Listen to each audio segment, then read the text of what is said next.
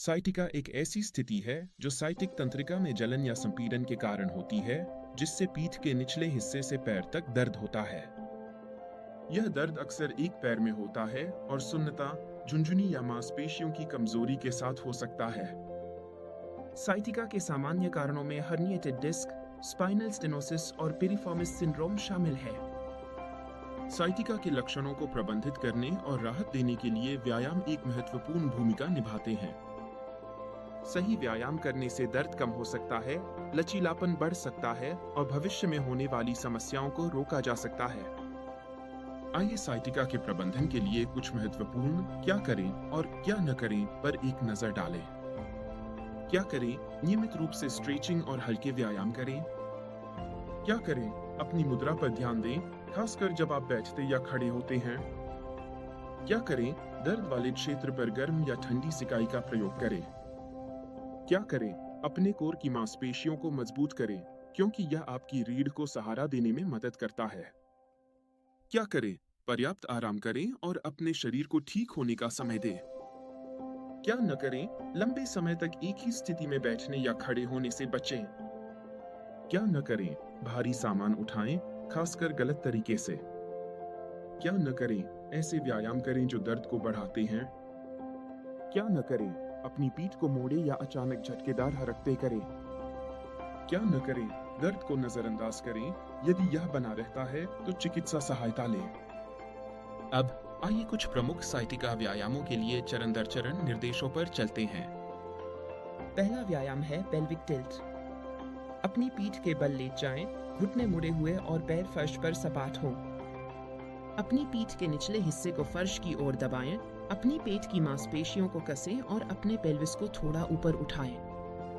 कुछ सेकंड के लिए रुकें, फिर आराम करें। इसे 10 से 15 बार दोहराएं। अगला है नी टू चेस्ट स्ट्रेच। अपनी पीठ के बल लेट जाएं, घुटने मुड़े हुए और पैर फर्श पर सपाट हों। एक घुटने को अपनी छाती की ओर धीरे से खींचें, इसे दोनों हाथों से पकड़ें। 20 से 30 सेकंड के लिए रुकें, फिर छोड़ दें। प्रत्येक पैर पर 2 से 3 बार दोहराएं। अब पिरिफॉर्मिस स्ट्रेच। अपनी पीठ के बल लेट जाएं, घुटने मुड़े हुए और पैर फर्श पर सपाट हों। एक पैर को दूसरे घुटने पर क्रॉस करें, फिर अपने हाथों से नीचे वाले पैर की जांघ को पकड़ें और धीरे से अपनी छाती की ओर खींचें। Seated spinal stretch. फर्श पर बैठें, पैर सीधे आगे की ओर फैलाएं। एक घुटने को मोड़े और पैर को दूसरे पैर के बाहर रखें। मुड़े हुए घुटने के विपरीत कोहनी का उपयोग करें और धीरे से अपनी रीढ़ को मोड़ें। 20 से 30 सेकंड के लिए रुकें, फिर छोड़ दें। प्रत्येक तरफ 2 से 3 बार दोहराएं। Standing hamstring stretch. एक पैर को एक ऊंची सतह पर रखें, जैसे कि कुर्सी।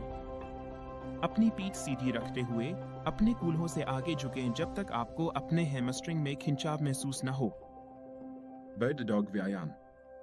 अपने हाथों और घुटनों पर शुरू करें, अपनी पीठ सीधी रखें।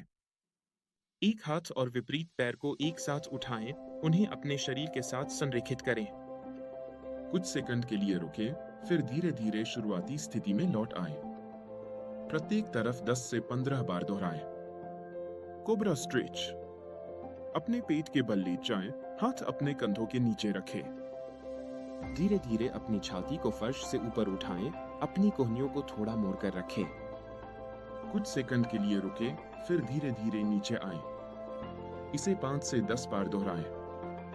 Cat cow stretch. अपने हाथों और घुटनों पर शुरू करें, अपनी पीठ सीधी रखें। सांस छोड़ते हुए अपनी रीढ़ को ऊपर की ओर मोड़ें, अपनी ठुड्डी को अपनी छाती की ओर लाएं। सांस लेते हुए अपनी पीठ को नीचे करें, अपने सिर को ऊपर उठाएं। प्रत्येक पोज को 10 से 15 बार दोहराएं, अपनी सांस के साथ समन्वय स्थापित करें। इन व्यायामों को नियमित रूप से करने से साइटिका के दर्द से राहत मिल सकती है और आपकी गतिशीलता में सुधार हो सकता है।